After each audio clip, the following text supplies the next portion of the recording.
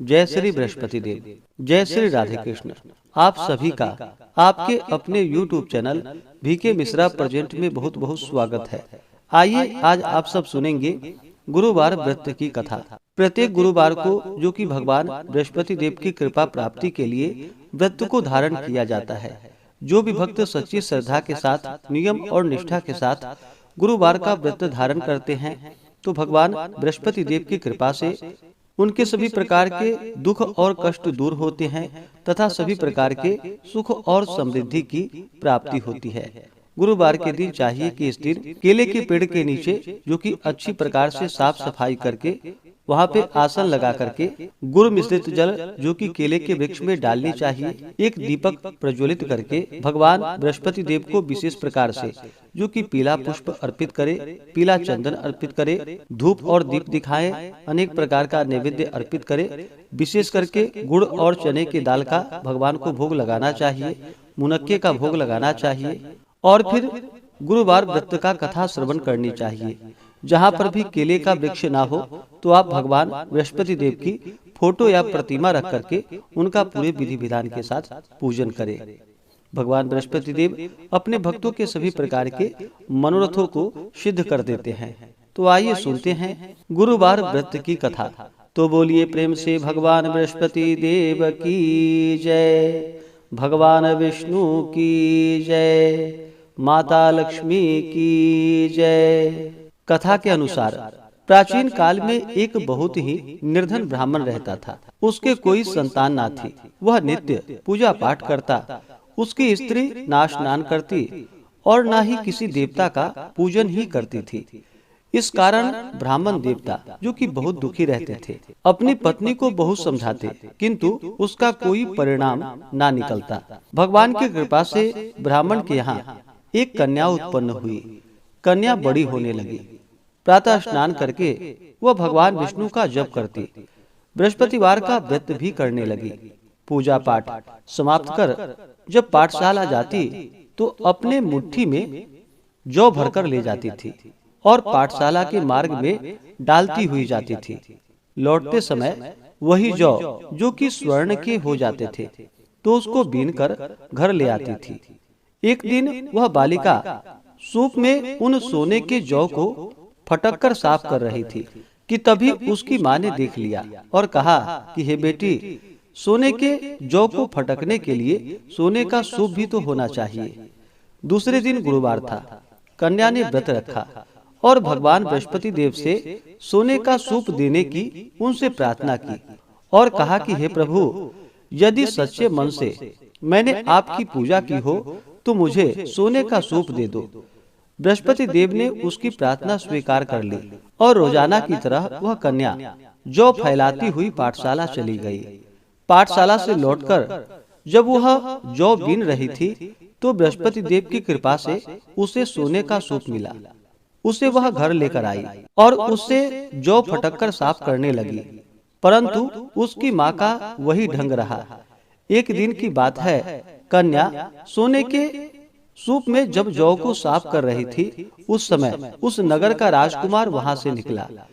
कन्या के रूप और कार्य को देखकर वह उस पर मोहित हो गया।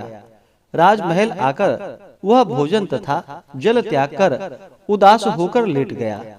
राजा को जब राजकुमार द्वारा अन्न और जल त्यागने का समाचार प्राप्त हुआ तो अपने मंत्रियों के साथ वह अपने पुत्र के पास गया और पूछा कि हे बेटा, तुम्हें किस बात का कष्ट है? किसी ने तुम्हारा अपमान तो नहीं किया अथवा कोई और कारण है? मुझे बतलाओ, मैं वही कार्य करूंगा जिससे तुम्हें प्रसन्नता की प्राप्ति हो सके।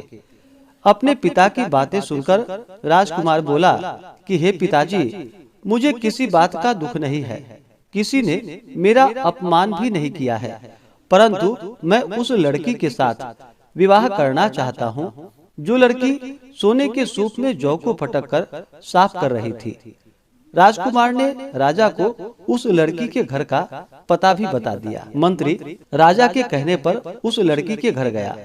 मंत्री ने ब्राह्मण के समक्ष राजा की ओर से निवेदन किया और फिर कुछ ही दिनों के बाद ब्राह्मण की कन्या का विवाह राजकुमार के साथ संपन्न हो गया। और फिर क्या था, कन्या के घर से जाते ही ब्राह्मण के घर में पहले की भांति गरीबी का निवास हो गया। एक दिन दुखी होकर ब्राह्मण अपनी पुत्री से मिलने के लिए गया। बेटी ने पिता की अवस्था को देखा और अपनी माँ का हाल पूछा। ब्राह्मण ने सभी हाल कह सुनाया। कन्या ने बहुत सा धन देकर अपने पिता को वहां से विदा कर दिया। लेकिन कुछ ही दिनों के बाद फिर वही हाल हो गया। ब्राह्मण फिर से अपनी कन्या के यहाँ गया और सभी हाल कहा तो पुत्री बोली कि हे पिताजी, आप माताजी को यहाँ लिवा लाओ। मैं उन्हें यह विधि बता दूंगी जिससे कि गरीबी दूर हो जाए। ब्राह्मण देवता अपनी स्त्री को साथ लेकर अपनी पुत्री के पास राजमहल पहुँचे तो पुत्री अपनी माँ को समझाने लगी कि हे माँ, तुम प्रातः काल स्नान आदि करके विष्णु भगवान का पूजन करो और बृहस्पतिवार का व्रत करो तो तुम्हारी सभी दरिद्रताएं दूर हो जाएंगी। परंतु उसकी माँ ने उसकी एक भी बात नहीं मानी। वह प्रातः काल उठते ही अपनी पुत्री के बच्चों का जूठन को खा लेती थी। एक दिन उसकी पुत्री को बहुत गुस्सा आया।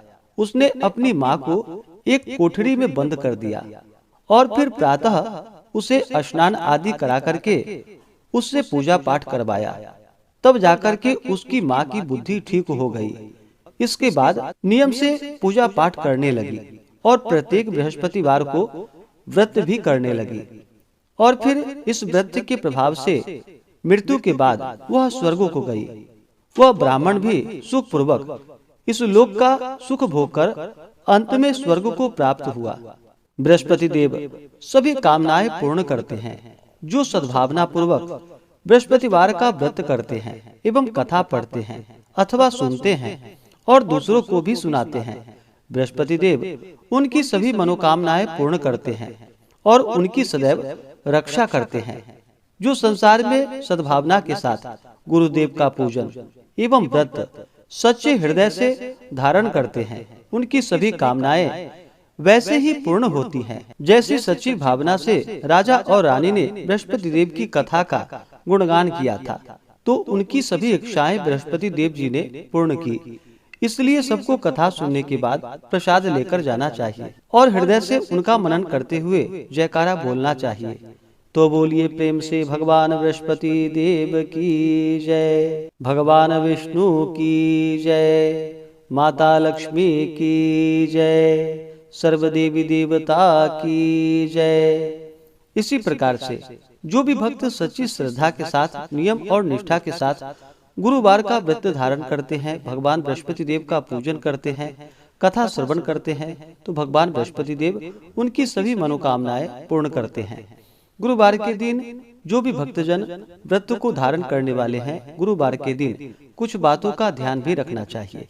गुरुवार के दिन इस दिन शुद्ध और सात्विकता का पालन करना चाहिए, ब्रह्मचर्य का पालन करना चाहिए। इस दिन बाल, दाढ़ी, नाखून आदि नहीं काटनी चाहिए। इस दिन पूजन में पीले वस्तु का प्रयोग करना चाहिए और भोजन में भी पीले वस्तु का प्रयोग करना चाहिए। इस दिन नमक ग्रहण नहीं करनी चाहिए, बाल, दाढ़ी, नाखून नहीं काटनी चाहिए, साबुन सर्प का प्रयोग इस दिन नहीं करना चाहिए और पूर्ण श्रद्धा भक्ति भाव के साथ भगवान का पूजन, कथा श्रवण, आरती करनी चाहिए। इससे भगवान बृहस्पति देव अति प्रसन्न होते हैं और अपना कृपा प्रदान करते हैं। तो आशा करता हूँ कि यह जानकारी आपको अच्छा लगा हो। इसी प्रकार से कथा को सुनने के लिए, व्रत पूजा के बारे में जानने के लिए चैनल पे अगर आप पहली बार आए हैं तो चैनल को लाल बटन दबा करके सब्सक्राइब करें, साथ में बेल आइकन घंटी को दबाएं ताकि आने वाली वीडियो का नोटिफिकेशन आपको समय से मिलता रहे। वीडियो को लाइक करें, शेयर करें, सुखी रहें और स्वस्थ रहें। जय श्री राधे कृष्ण। धन्यवाद।